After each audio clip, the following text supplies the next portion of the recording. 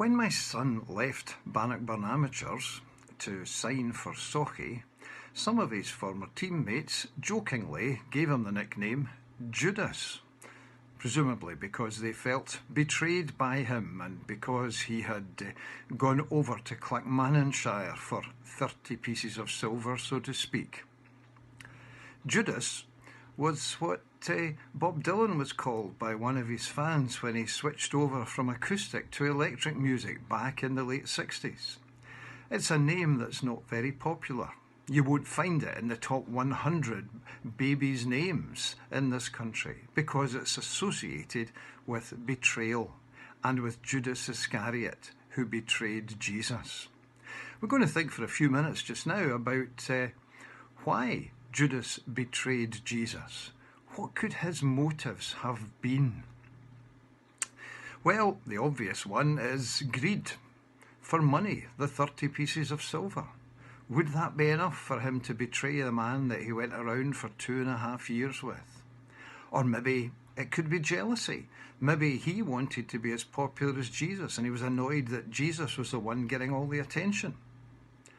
Maybe he had fallen out with Jesus.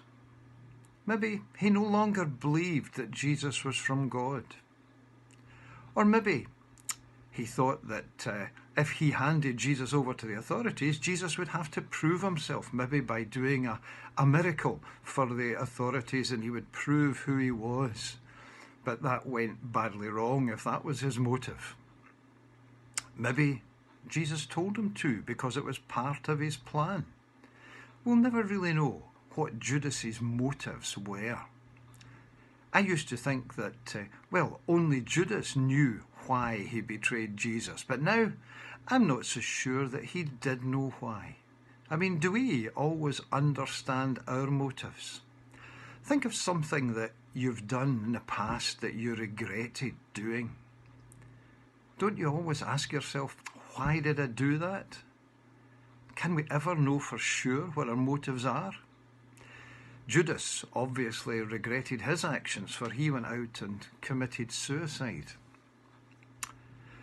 Betrayal of a friend is not a good thing.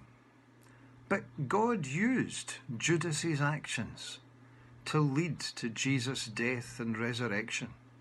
Events which make possible the forgiveness of sins and eternal life. You see, God used something bad to bring about something good. And in fact, Judas needn't have despaired at his own part in the crucifixion of his friend. You see, I believe God specialises in bringing good out of evil. Yes, even out of this pandemic we're living through.